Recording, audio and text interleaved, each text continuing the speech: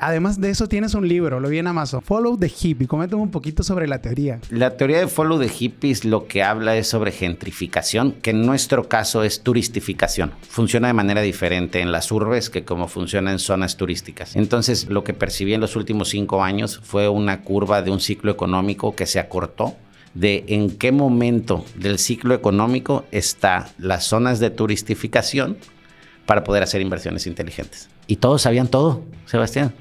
¿Cómo le ayudas a alguien que tiene resuelto el problema? Yo salgo a la venta, vendo todo, después construyo. ¿Qué pasa? No hay aprendizaje. El aprendizaje normalmente viene del dolor y del fracaso. Sí. Entonces, cuando todo está creciendo y todo se está vendiendo, nadie aprende. Fíjate, es la determinación de la recesión, no la hacemos nosotros, son los bancos centrales. Pero de lo que hablo en el libro es que siempre es momento de invertir. Nada más, no siempre en el mismo producto. Entonces llegó al auge. En el auge, el punto más alto del ciclo económico, debíamos de hacer otro tipo de producto. Y ahora que estamos hacia abajo, hay otro tipo de producto que se debe de hacer. Un concepto que he aprendido dentro de las finanzas es tener salidas. Sí. Dentro de bienes raíces, la salida quizás del sector turístico podría ser una renta a largo plazo. ¿Crees tú que se dejó de lado esa salida en el 2021, 2022? Claramente que se dejó de lado. No me gustaría tanto enfocarme en cuál fue el error del mercado, porque el mercado no se equivoca, el mercado se autocorrige. Si nosotros pensamos cuál fue la equivocación, podríamos hablar mejor de cuál va a ser la corrección del mercado. ¿Qué es lo que pasó? Fue la tormenta perfecta para aumentar los precios de todo. Aumentar los precios de la mano de obra, pero todo esto se está corrigiendo ahorita. Entonces, esta corrección es el mejor momento para el inversor. Que para mí es fundamental en bienes raíces, el timing. Yo te diría que aparte de en bienes raíces es fundamental en todo. Pero bueno, vamos a enfocarnos específicamente en los negocios y en bienes raíces. El timing me nace del estudio de la teoría cuando me doy cuenta que pequeños, medianos y grandes desarrolladores en la Riviera Maya habían vendido todo en 60 días. ¿Qué pasa cuando esto sucede? Hay poco aprendizaje, Sebastián. ¿Sí me entiendes? Cuando la curva se corrige, los desarrolladores tienen poco aprendizaje. Porque cuando yo hablaba con ellos y les preguntaba, empecé a hacer el libro y dije, ¿de qué voy a hablar? Hablar de manera general. Para los desarrolladores creo que no les puedo ayudar en gran cosa. Pero atacamos el sector residencial, ¿eh? No atacamos el sector turístico. Ahí es donde hay que ver el timing. Uh-huh. ¿Qué hay que atacar? ¿Qué está llegando? El residencial aquí. Y para terminar, la última pregunta, César. ¿Un consejo consciente y realista para los inversionistas? Busquen asesores inmobiliarios que tengan skin in the game. ¿Qué es skin in the game para un asesor inmobiliario? Que den la cara. Todos los asesores que están generando contenido, que están dando la cara tienen mucho más riesgo. Están arriesgando mucho más que un asesor que no genera contenido. Eso es lo que yo les puedo decir. Busquen a ellos, porque ellos son los que están arriesgando también su reputación y su credibilidad.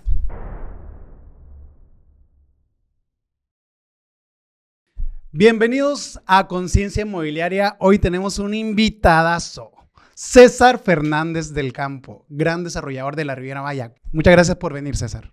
Muchas gracias, Sebastián. A la orden. ¿De qué se trata esto? ¿Qué me vas a...? Mira, me dijiste preguntas incómodas. Estamos listos para resolverlas. Sí, preguntas incómodas para inversionistas incómodos. Hoy vivimos tiempos de incertidumbre.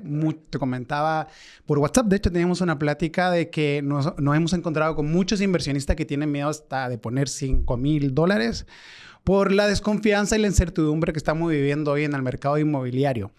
Pero antes de partir, me gustaría saber un poquito más de ti, César. Eres un desarrollador, planifica todo el tiempo, trabajas detrás de la construcción, detrás de un sistema complejo de equipo. ¿Cómo manejas el estrés, César? Mira, qué buena pregunta. El tema del estrés creo que es un poquito una habilidad con la que nací. No creo, platico con muchos amigos empresarios y siempre el tema del estrés es el día a día. Yo el estrés me ocupa, no me preocupa. Cuando estoy estresado, actúo. No me preocupo. Sí, me entiendo. O sea, me ocupa más el estrés que un constante estar pensando en algo que no puedo hacer. Ahora, cuido mucho también el sueño. Es muy importante para mí tener 7 horas de sueño bien controladas y también el ejercicio. Entonces, me gusta mucho jugar pádel y creo que esa hora y media que tengo de desestrés, que no estoy pensando en el negocio, que casi siempre lo hago en las noches, me permite llegar, tomar un baño muy caliente, magnesio para poder dormir bien y me despierto ocupado. Esa es la forma en la que realmente puedo tratar con lo que se llama estrés, que realmente son día a día en los negocios. ¿Lo solucionas con hábitos? Me estoy dando cuenta con vivir un poquito en el Caribe. ¿Te facilita vivir o sobrellevar el estrés, el ocuparte viviendo en el Caribe? Fíjate, hace rato estaba platicando con alguien que me está presentando terrenos en Guatemala, porque fuimos hace 3 semanas a Guatemala para una expo y me decía, qué padre trabajar en el Caribe. Le digo, mira, estamos a 35 grados metidos en la obra, ¿sí me entiendes? Con polvo. Le digo, no te imagines que estamos en la playa turquesa trabajando ahí. Realmente la zona no es fácil trabajar aquí. No es fácil trabajar aquí por las temperaturas. Pero como te dije, realmente creo que el día a día de estar ocupado, estar la mente trabajando y con un equipo atrás arropándote, te quita eso que le llaman estrés. Siguiéndote un poquito en redes, la verdad siento una admiración por ti, por tu trabajo, Muchas gracias. por también dar la cara como desarrollador, porque hay que decirlo, no todos los desarrolladores se atreven a salir en redes. Y además de eso tienes un libro, lo vi en Amazon, Follow the Hippie. Coméntame un poquito sobre la teoría. Mira, la teoría de Follow the Hippies lo que habla es sobre gentrificación, que en nuestro caso es turistificación. Funciona de manera diferente en las urbes que como funciona en zonas turísticas. Entonces, yo lo que percibí en los últimos 5 años fue una curva de un ciclo económico que se acortó, que normalmente la vemos y no la vemos, porque como dura 20 años estos ciclos económicos del real estate, es muy difícil percibir cómo funciona, porque están muy degradados los momentos. En 20 años no lo puedes percibir. Pero con el tema de la pandemia, hubo una curva de un ciclo económico que se acortó a 4 años. Entonces, todos percibimos qué es lo que pasó en Tulum, en Playa del Carmen, en Cancún y en distintos lugares del mundo en estos 4 años. ¿Qué pasó? Tuvimos desde el crecimiento y el auge del ciclo económico hasta llegar a la zona más alta, la depresión y la recesión y lo que viene. Entonces, el libro realmente habla de esto, de en qué momento del ciclo económico están las zonas de turistificación para poder hacer inversiones inteligentes. Fíjate qué interesante lo que acabas de decir. Algunas teorías hablan de 7 años, 10 años de un ciclo económico. No he podido dar con ninguna que me diga con certeza cuánto tiempo es. Me da la sensación de que la pandemia vino a acelerar ese ciclo. ¿En qué proceso consideras tú que estamos hoy y qué tiempo le proyectas a que la curva aumente? Fíjate, es la determinación de la recesión. No la hacemos nosotros, son los bancos centrales. Pero de lo que hablo en el libro es que siempre es momento de invertir. Nada más, no siempre en el mismo producto. ¿Qué es lo que pasa en Tulum? Tuvimos en el momento del auge, en donde tenemos la expansión del ciclo económico. Vamos a llamarle 2021-2022. En el momento de la expansión, teníamos ciertos tipos de personas que estaban comprando cierto tipo de producto. Entonces, si nosotros ahí, en ese momento, 2021-2022, hubiéramos hecho primera vivienda, no hubiéramos vendido nada. ¿Sí me entiendes? Sí. Ese producto está enfocado para un tipo de personas. Entonces, esto hizo que aumentaran los precios de la tierra, de la renta, de todo en Tulum. Entonces, llegó al auge. En el auge, el punto más alto del ciclo económico, debíamos de hacer otro tipo de producto. Y ahora que estamos hacia abajo, hay otro tipo de producto que se debe de hacer. Ahorita, hacer primera vivienda en Tulum se absorbe toda.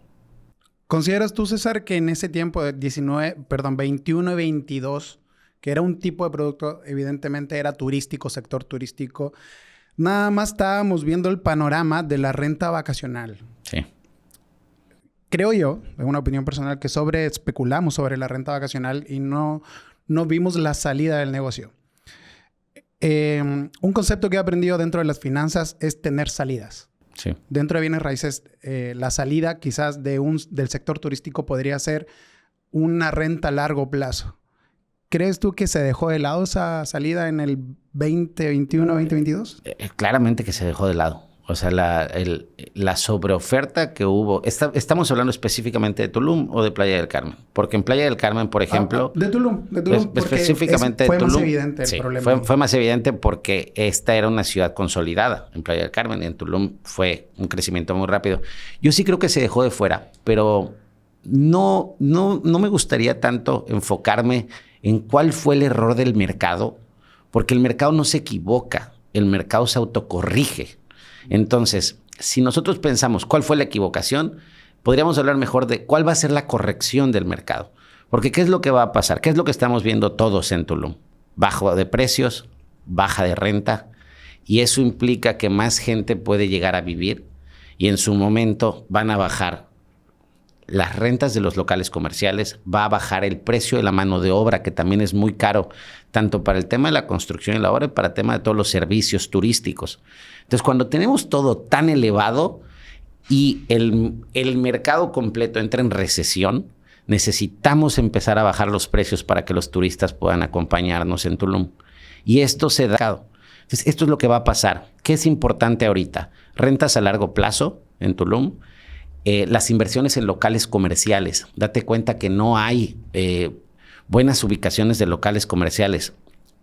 La mitad de los locales los puedes ver perdidos abajo de edificios que tapan toda la vista. Vamos a hablar de toda la zona comercial que está sobre la avenida Cobá. Son locales comerciales perdidos abajo de edificios. ¿Sí me entiendes? Vamos a hablar de la zona comercial abajo de Aldea Samá. Son locales perdidos abajo de edificios con 3 metros de altura. Entonces, ahí creo que se dejó en secundario los locales comerciales, la primera vivienda, y es ahorita lo que va a hacer falta, porque van a bajar los precios de las rentas, va a llegar mucha gente y hay pocos servicios. Entonces, vamos a ver que van a empezar a crecer empresas que atienden a la gente. Power centers.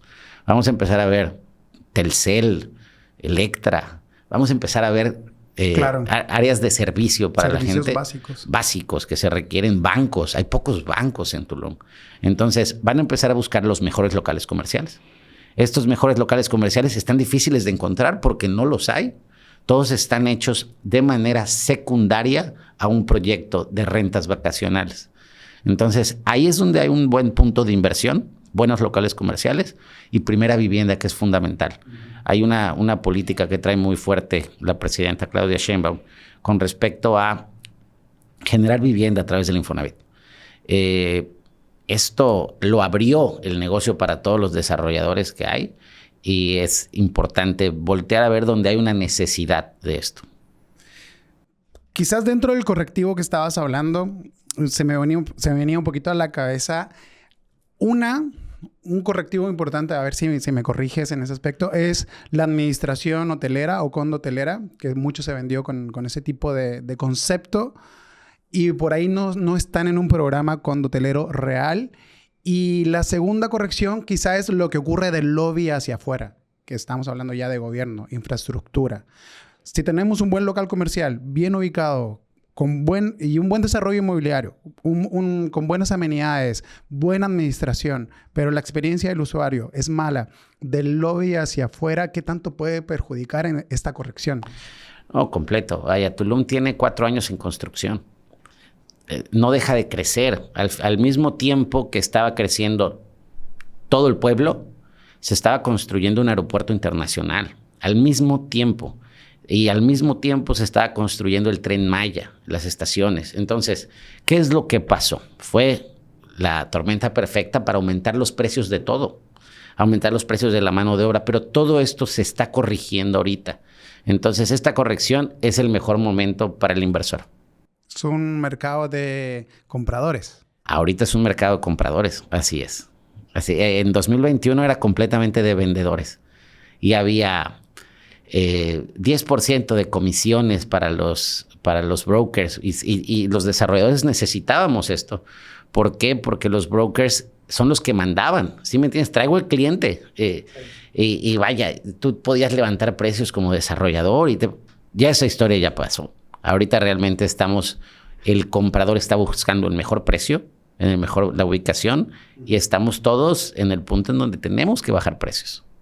Dentro de tu libro hablas de un concepto que para mí es fundamental en bienes raíces, el timing. Yo te diría que aparte de en bienes raíces es fundamental en todo. Pero bueno, vamos a enfocarnos específicamente en los negocios y en bienes raíces. El timing me nace del estudio de la teoría cuando me doy cuenta que pequeños, medianos y grandes desarrolladores en la Riviera Maya habían vendido todo en 60 días. ¿Qué pasa cuando esto sucede? Hay poco aprendizaje, Sebastián. ¿Sí me entiendes? Cuando la curva se corrige, los desarrolladores tienen poco aprendizaje. Porque cuando yo hablaba con ellos y les preguntaba, empecé a hacer el libro y dije, ¿de qué voy a hablar? Hablar de manera general para los desarrolladores creo que no les puedo ayudar en gran cosa. Y empecé a tener entrevistas y todos sabían todo, Sebastián. ¿Cómo le ayudas a alguien que tiene resuelto el problema? Yo salgo a la venta, vendo todo, después construyo. ¿Qué pasa? No hay aprendizaje. El aprendizaje normalmente viene del dolor y del fracaso. Sí. Entonces, cuando todo está creciendo y todo se está vendiendo, nadie aprende. Nadie aprendemos, porque realmente nosotros también entramos en estos procesos. Entonces, parte de la intención del libro era ver cuál era el factor común por lo cual todos habían estado en un proceso de desaprendizaje. Y esa razón era el timing. El timing de la pandemia, el timing de empezar a vender proyectos cuando el mundo estaba cerrado y solamente esta zona estaba abierta. Si en ese momento salías a vender, vendías todo. Pero ¿qué pasa? Que ahora el timing nos dice que es necesaria tener una planeación financiera mucho más estructurada que antes. Ahora el timing dice que teníamos que haber aprendido de ese día hacia acá y muy pocos pudimos aprender. Entonces, para mí por eso el timing es fundamental en todo, pero específicamente en el desarrollo inmobiliario viene relativo a las tasas de interés. El timing en la economía es lo que determina si la gente va a poder adquirir con créditos hipotecarios o no los departamentos. ¿Qué pasó? Aumentó la tasa de interés también. En esta tormenta perfecta teníamos la tasa de interés más elevada que podíamos tener al 11.5% en el momento en donde veníamos hacia abajo en depresión. Entonces la gente no estaba adquiriendo con créditos hipotecarios, entonces la gente no quería comprar. La gente dejaba el dinero en el banco y dejaba CETES, mucho más que tu inversión inmobiliaria. Ya esto ha ido para abajo. Ya andamos en 9%. Aún competimos con CETES. Pero todavía, sí, ahorita andamos en el 9%. Pero ¿cuál es la tendencia? La desaceleración económica la siente gobierno. Ahorita está sintiendo gobierno una presión de que el mundo dice que vamos a entrar en recesión. Gobierno dice que vamos a tener un crecimiento del 1.25%. Los bancos dicen que no vamos a llegar al 1%. Cuando empieza a haber esta presión hacia gobierno y bancos centrales, empiezan a bajar las tasas de interés. Cuando bajan las tasas de interés, se incentiva otra vez la economía y empiezan a comprar. Esto va a pasar pronto. Las tasas de interés siguen bajando cada vez más. Van 2 veces consecutivas que bajan 0.5. Esto no lo habían hecho desde el 2021 cuando estábamos en COVID, que también fue el mismo timing. ¿Qué pasó? Bajaron las tasas de interés y la gente salió a comprar. Aumentan todos los precios. Viene la inflación que nos pegó a todos 2023, 2024. Se desacelera la economía y tienen que volver a bajar las tasas de interés. Ese es el punto en donde estamos ahorita y van a seguir bajando porque el mundo está frenado. Fíjate que dentro de la planeación me he dado cuenta ya compartiendo con varios desarrolladores, hoy la estrategia sí está en planear el crédito, planear la estrategia financiera del desarrollo inmobiliario. En uno de tus videos, en uno de tus entrevistas, tocabas el tema de la palabra crédito. Sí. ¿Qué significa para ti la palabra crédito y cómo lo conectas con la palabra reputación? Mira, cuando me preguntaban en ese video sobre la palabra crédito, la pregunta era, ¿cuál crees que es la principal arma de un empresario? Y yo respondía crédito, pero crédito no refiriéndome plenamente al crédito bancario. Porque como siempre decimos, el banco le presta a los que no necesitan. Cuando necesitas dinero, el banco no da crédito de ti. Entonces, cuando nosotros determinamos qué significa la palabra crédito, nos damos cuenta que se relaciona directamente con la reputación. Es que la gente crea en ti, que la gente confíe en que lo que dices va a pasar. Entonces, te diría que la palabra crédito para mí es sinónimo de reputación. Qué interesante. El banco le presta al que no necesita. Así es. Si el banco cree que te hace falta, no te presta dinero, porque no tienes garantías de pago. ¿Cómo se puede dar cuenta el banco? Así que, ¿qué herramienta puntualmente? Ellos se dan cuenta de que... Puntualmente, buró de crédito. O sea, el banco tiene herramientas que ha creado a través del tiempo para determinar si eres sujeto de crédito o no. Es el buró de crédito. Por eso es importantísimo para tanto desarrolladores, empresarios, para el mundo en general, tener un buró de crédito sano, porque eso es lo que determina el banco si te presta o no. En este caso, en un desarrollador, un crédito puente, ¿qué necesitas demostrarle a un banco para que te dé? Inicialmente, como personas físicas, a todos los socios de la empresa les pide un buró de crédito personal. Entonces, primero mandas un buró de crédito personal, después se pide un buró de crédito de la empresa para ver cómo están las solicitudes que ha tenido, cuándo pagas, si se te pasan algunas fechas, si no se te pagan, si no se te pasan. Si estás completamente en orden, la tasa de interés puede ser más baja para el desarrollador inmobiliario y también puede ser más fácil conseguir el crédito puente. ¿De todos los socios? De todos los socios. Nos piden de todos los socios, así es. Y vaya, piden otras cosas. Piden también entender que no hayan estado dentro de la política en los últimos años. Nos piden también comprobar. ¿Dentro de la política? Así es, fíjate, me pareció muy raro eso que nos han solicitado las últimas veces. Entender de dónde vienen los dineros.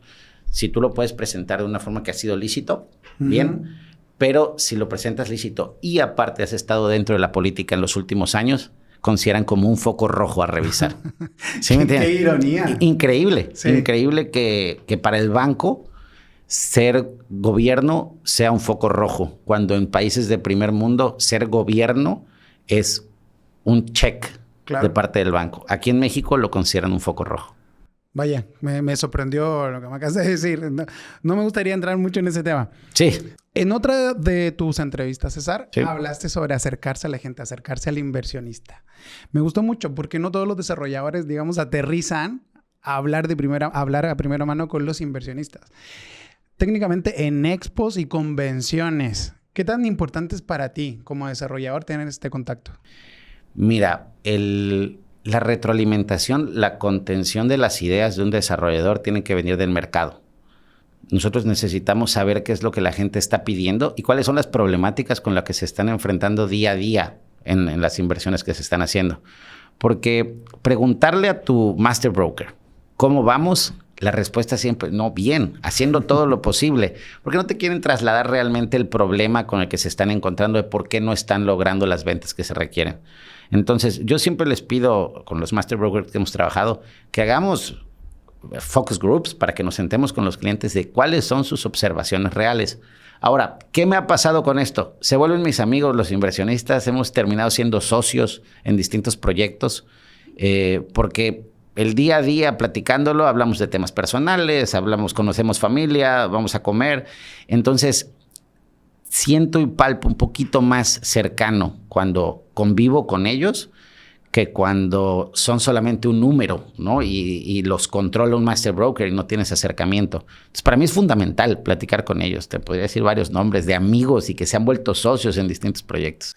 ¿La iniciativa nació de ti, el acercarte a los inversionistas, o tienes alguna metodología de reportes con los master brokers? Te diría que nació de manera circunstancial. No fue algo planeado. O sea, realmente cuando empiezas haciendo desarrollos tú mismo y que te encargas de todo y te encargas de procesos de venta y demás, pues los tienes a la mano todo el tiempo. Entonces, esto se va degradando cuando de repente ya tienes varios proyectos y es difícil poderte acercar a todos los clientes.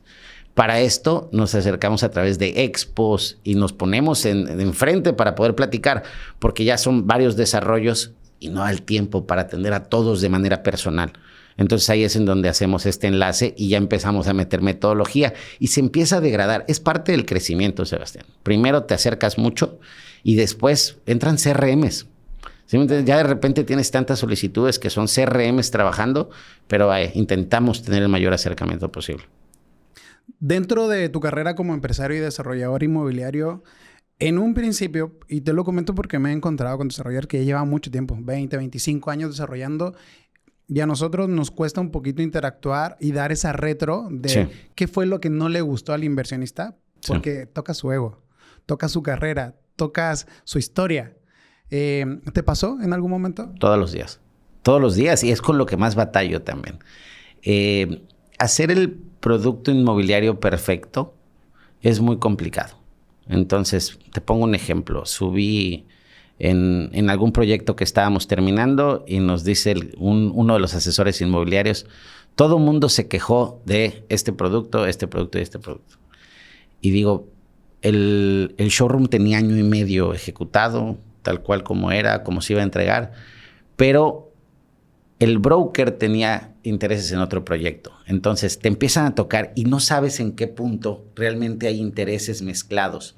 Entonces yo dije, ¿esto es mi ego lo que me está poniendo la defensiva o realmente es que hay una ofensiva del otro lado? Claro. Después me enteré que llevan el master broker de al lado. Entonces pasa que sí sea ego, pasa que también haya intereses mezclados. Entonces hay que tener mucho cuidado con eso, hay que tener mucha paciencia, porque en el momento no hay que responder. Hay que guardarse la información, ver qué es lo que estaba pasando. Tenían intereses mezclados. Entonces sí pasa todos los días. La crítica es bien difícil de recibir. Al principio duele, pero después aprendes. Me recuerdas un poquito a la frase que nosotros utilizamos en la empresa: el que no mide no crece. Toda crítica, hoy por hoy, la estamos midiendo hasta si no les gustó el acabado y el piso. Por ejemplo, tenemos 25 recorridos al mes o 24 al mes en un showroom. Los contamos y, a ver, ¿a cuántos no les gustó el piso? No, a 15, a 16. El acabado no le gustó. Entonces ya empezamos a cuantificar y con eso ya le demostramos a los desarrolladores, ¿sabes qué? Esto es lo que está pasando. Esto es lo que está pasando, pero con números. En un principio sí batallamos porque lo decíamos nada más. Creí que, yo pienso, yo siento que Esa es la parte complicada, la subjetividad. Porque dices, oye, pero es que a mí me encanta. Compré el mejor. Pero entra la subjetividad. Cuando la estadística manda, yo creo que ahí yo no tengo problema. Tengo problema con la subjetividad. Es que a mí no me gusta. A mí sí me gusta. ¿Quién va a mandar sobre esto? Pero cuando hacemos una encuesta, 72% no les gusta, cambiamos. Eso a mí me encanta. Los números, la estadística que nos da resultados inmediatos para cambiar las cosas. Los números no fallan, ¿sí me entiendes? Los números van a decir las estadísticas de lo que está pasando. Playa del Carmen en 2024 y Tulum en 2024 y Cancún en 2024 tuvo ejercicios diferentes porque estaba llegando distintos tipos de personas. ¿Y qué teníamos? Una mezcla de 2 elecciones federales que impactan directamente al país. Una, la presidencia de México, y la otra, la presidencia de Estados Unidos. Y al mismo tiempo tuvimos la de Canadá. Entonces, cuando esto pasa, sabíamos que se iba a desacelerar un poco. Sin embargo, tenemos proyectos que se comercializaron rapidísimo en la Riviera Maya. Entonces, sí creo que es importante competir con lo mejor. ¿Sí? O sea, se están frenando las ventas de lo mediano. Okay. Eso sí se está frenando. Pero cuando consigues el mejor terreno, en la mejor ubicación, con los mejores acabados, con un precio competitivo, con el mejor master broker, seguimos en los números. Lo mediano y lo que no se está comercializando porque hay una buena competencia. Este es el momento en donde el mercado gana porque hay tanta competencia que tenemos que sacar a hacer los mejores productos. ¿Lo reafirmas tú en lo particular? ¿Trabajas mucho con números? ¿Mides todo? Absolutamente todo. Intento medir todo, pero la verdad es que muchas veces mides y la intuición te dice hacia acá, pero sí, yo intento medir todo. Todo. Tengo estadísticas de todo y hacemos estudios de mercado de todo. Por ejemplo, ¿en qué momento la intuición te ha jugado a favor? Por ejemplo, 2020-2021, estamos entrando en la pandemia fuertemente. La estadística decía que el second home vacacional iba a ser el más afectado de todos los sectores del mundo. Eso es lo que decía la estadística. ¿Por qué? Porque la gente no iba a querer invertir y arriesgar dinero en un second home. Se estaban buscando las necesidades básicas, que era pagar la hipoteca de tu casa, que incluso quitaron estas hipotecas en algún momento porque era difícil pagarlas. Estaban diciendo, subió la bolsa, empresas como Chedraui, empresas Walmart, todas estas subieron porque vendían productos de necesidades básicas. Second Home era lo más que iba a pegar. A nosotros nos decían que frenáramos en Tulum, en ese punto. Todos, incluso muchos frenaron en ese punto. Nosotros seguimos avanzando. La intuición me decía que la gente, si iba a estar encerrada, iba a querer tener más naturaleza. La intuición le ganó. En ese momento, todos los productos se vendieron allá, aunque los números decían lo contrario. Entonces, es importante también palpar el día a día, el contacto. La gente estaba llegando. La estadística generada desde Ciudad de México, desde Monterrey, de estos grandes grupos encuestadores, no sentían realmente el día a día de la gente en la playa. Acá, eso lo sentías tú lo podías ver. Estaba llegando la gente y querían estar afuera. Entonces, ahí los números decían lo contrario. Hoy en un mercado un poquito golpeado, no sé si te tocó ver el video de Poncho hablando de Tulum. Sí. Bueno, finalmente es publicidad que no nos favorece, ¿no? Como Riviera Maya, como grupo, que estamos aquí en la zona. Para esos inversionistas con miedo a invertir, que tienen las ganas, tienen el capital, pero dudan un poquito del destino. Tú como desarrollador, ¿qué consejo les darías en la práctica, ¿no? Para poder dar ese siguiente paso. La palabra miedo es fundamental en las inversiones. ¿Sí me entiendes? Cuando hay miedo es donde normalmente se hacen los grandes capitales. Si hay miedo, hay que llegar a comprar, pero hay que comprar duro como inversionista. Ahorita tú decías que es un mercado de compradores. Ahorita se van a dar las mejores oportunidades en Tulum. Ahorita hay que llegar a comprar. Eso es lo que yo daría como recomendación. Cuando todos estamos en bonanza y todo es auge, lo único que sigue es la depresión. No hay más para arriba. ¿Sí me entiendes? Entonces, la palabra miedo es fundamental. En los mercados, Warren Buffett compra cuando hay miedo. No compra cuando estamos arriba. Sí. Se nota. Se nota. Le ha ido muy bien este último tiempo. Lo ocupa sí. El miedo a favor. Dentro de la inversión inmobiliaria, atacas el mercado de diferente forma como Cancún, Tulum, Playa del Carmen. ¿Qué diferencia ves tú en estos tres sectores, en estas tres ciudades?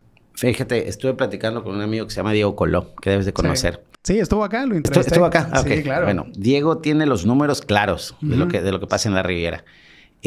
Los mercados están determinados por A+, B+, y entonces los números de departamentos de lujo que se han vendido en Cancún son muchísimo más altos a los departamentos de lujo que se han vendido en Playa del Carmen. Entonces, son distintos sectores, son distintos clientes que están llegando. En algún momento tuvimos en 2019, por ahí pudiéramos pensar que Cancún estaba deprimido. No se vendían los productos en Cancún y se estaban vendiendo más en esta zona. Ahora Cancún tiene números completamente cómodos para los desarrolladores que están haciendo producto de lujo y también de primera vivienda. Entonces, ¿qué pasa en Playa del Carmen? En Playa del Carmen la primera vivienda se absorbe toda. Sí. Pero los productos de lujo van un poco más lento. Claro. Y cuando te vas a Tulum, ahorita que está deprimido Tulum, el producto que se va a absorber pero no se está desarrollando es primera vivienda. Entonces, tenemos distintos momentos. Aunque estamos prácticamente conurbados, tenemos un distinto timing. Playa del Carmen, te puedo decir, es una ciudad familiar. No lo era, pero es una ciudad familiar. Cualquier negocio que tiene Kids Club está lleno. ¿Sí me entiendes? Es una ciudad familiar. Hace poquito vino unos primos que tenían 7 años que no venían y fueron a un restaurant bar que en su momento era el lugar ahí vacío. Pero vas a donde hay Kids Club y todo está lleno. Entonces, esta fiesta cambió hacia Tulum. Ya no está aquí. Aquí somos familias que tenemos ya rato viviendo en Playa del Carmen y que queremos lo mejor para la ciudad, no tanto la fiesta. Entonces, ha cambiado. El timing depende y hay que analizarse en cada una de las ciudades, que es un poquito diferente. ¿Tú como desarrollador ves eso en la tierra? Por ejemplo, ¿ya te estás anticipando, por ejemplo, en Tulum o en Playa del Carmen a comprar estratégicamente tierra? Sí lo intentamos.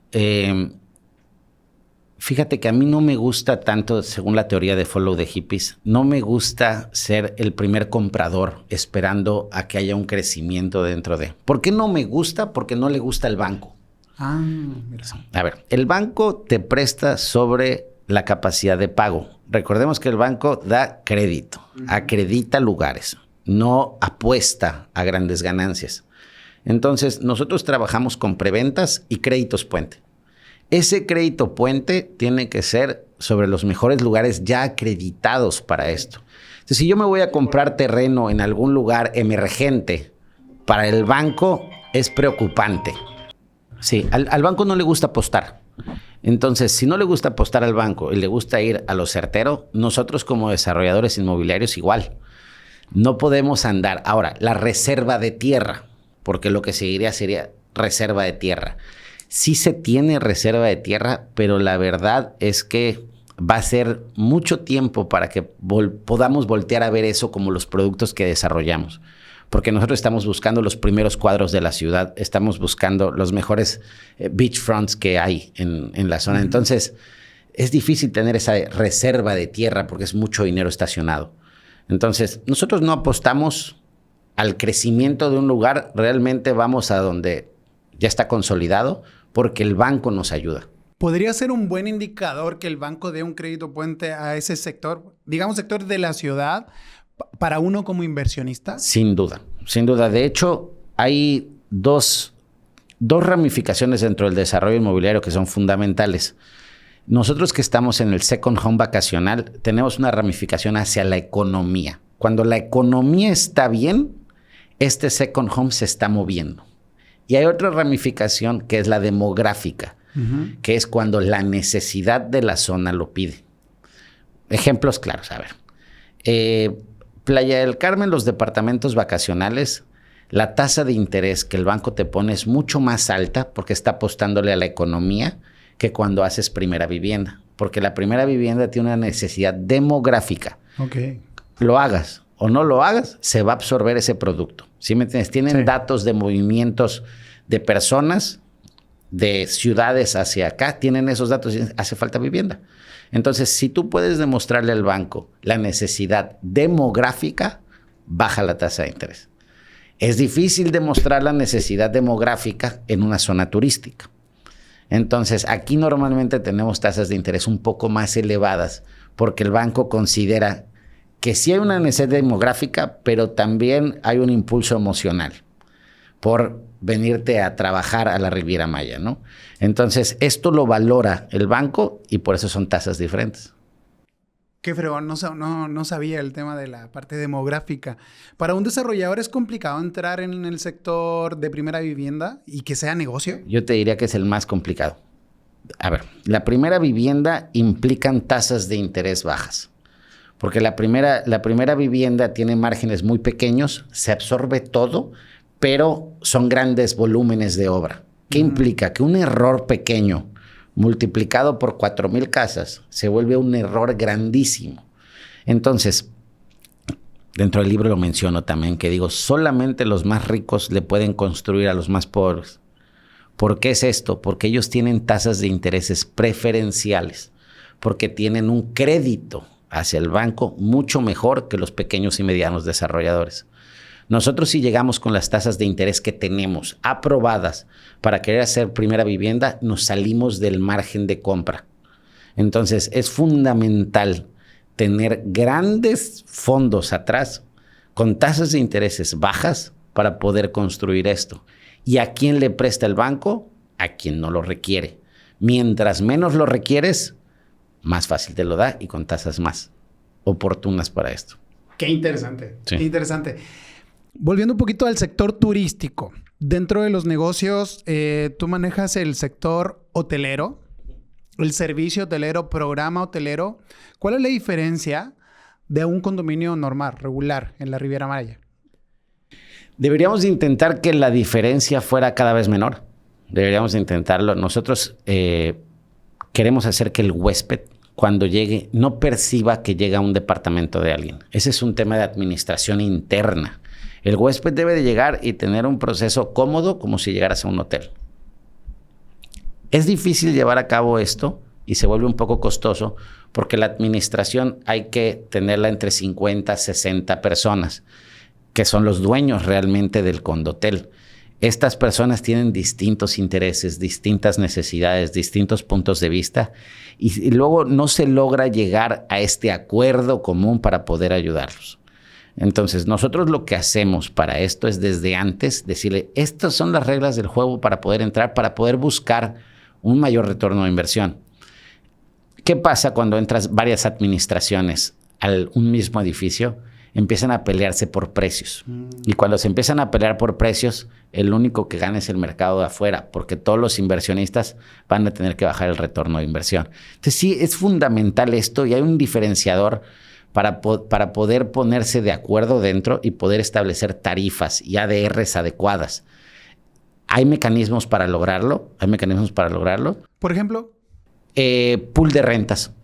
O sea, si nosotros tenemos un acuerdo de que una sola empresa va a administrar el edificio con un pool de rentas y está dentro del régimen condominal que nadie más lo puede hacer, no va a haber un pleito de precios dentro de.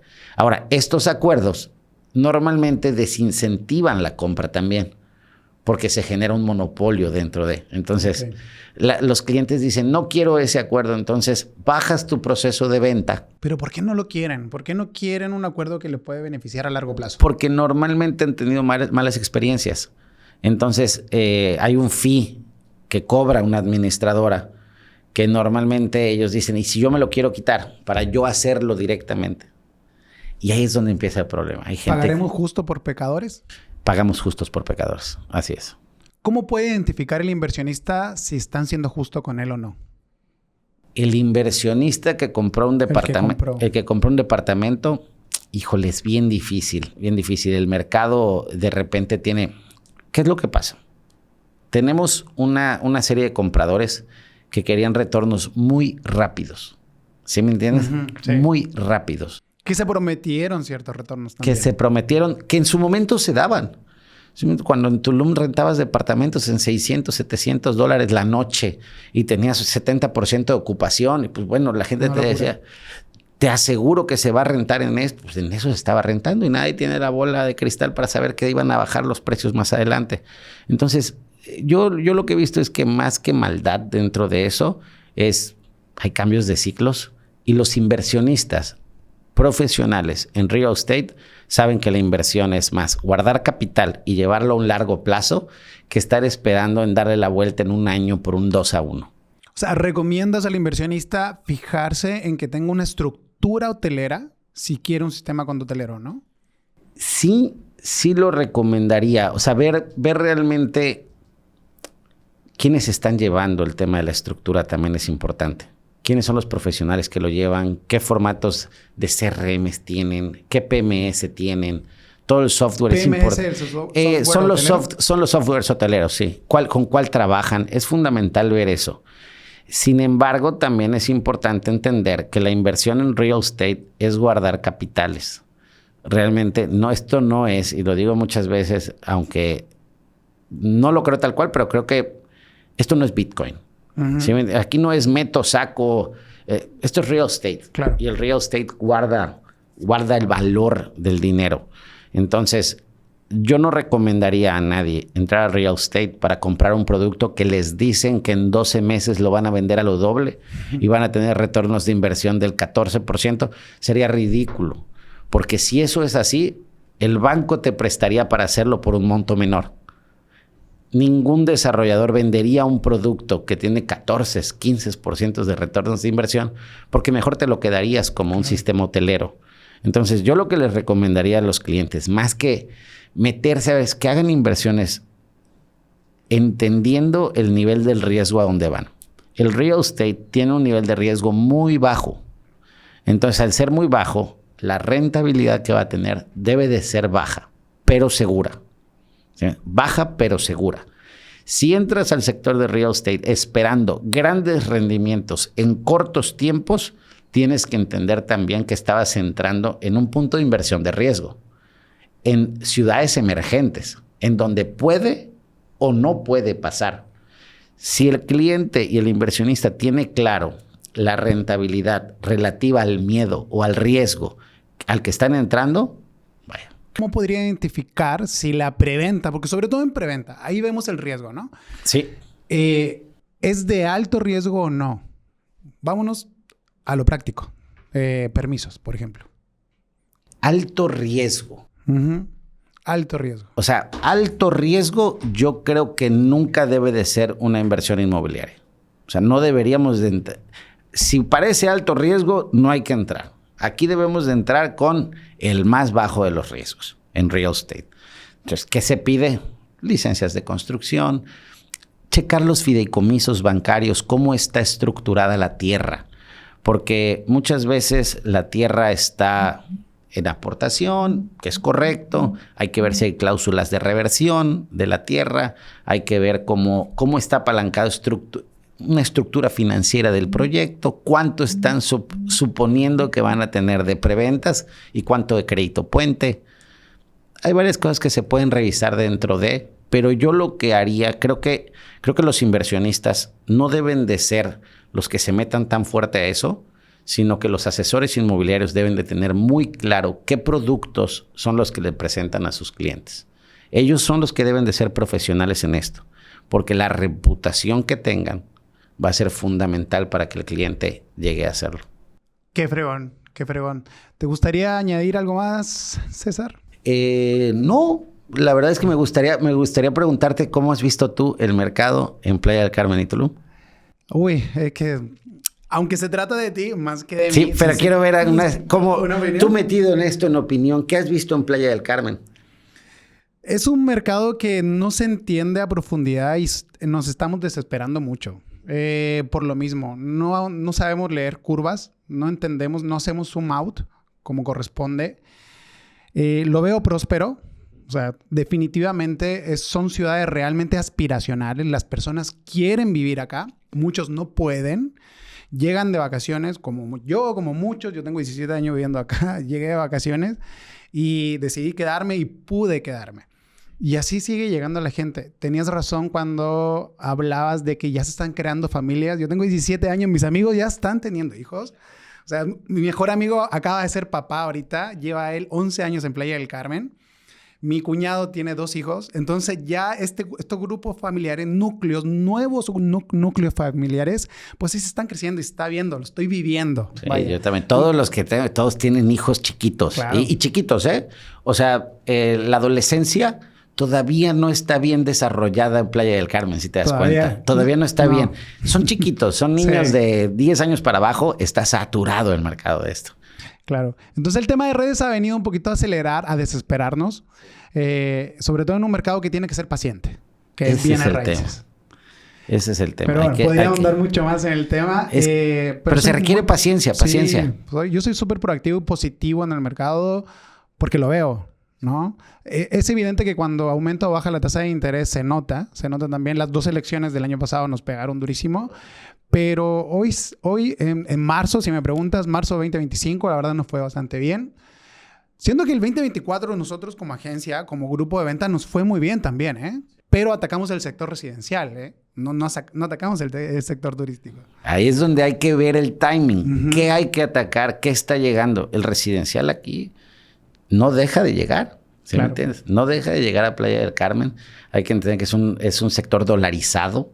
La incertidumbre, en el último año hemos tenido dólares de 16 pesos hasta de 21.7. ¿Sí? Imagínate esos porcentajes de cambio cuando eres un inversionista. Entonces, la incertidumbre dice, ¿por qué no mejor me voy a un lugar dolarizado en donde podamos? La verdad es que tampoco estamos dolarizados ya en Playa del Carmen. Claro. Sí, o sea, los precios de los departamentos están en dólares, pero el día a día está en pesos. Antes estaba dolarizado. Ahorita no está dolarizado porque se bajó a 16. Esto nos pasa en la obra cuando sube el precio del dólar, sube el precio del acero, sube el precio de todo, baja el precio del dólar. Y el acero, ahí se quedó. ¿Sí me entiendes? Nunca, no baja con lo mismo. Entonces, claro, esta incertidumbre nos pasa a nosotros también. Le pasa al cliente, le pasa al inversionista, le pasan a todos. Y venirse para acá a dolarizar su economía parece lo más prudente, aunque realmente no está dolarizado. Perfecto. Y para terminar, la última pregunta, César. ¿Un consejo consciente y realista para los inversionistas? busquen asesores inmobiliarios que tengan skin in the game. ¿Qué es skin in the game para un asesor inmobiliario? Que den la cara. Todos los asesores que están generando contenido, que están dando la cara tienen mucho más riesgo. Están arriesgando mucho más que un asesor que no genera contenido.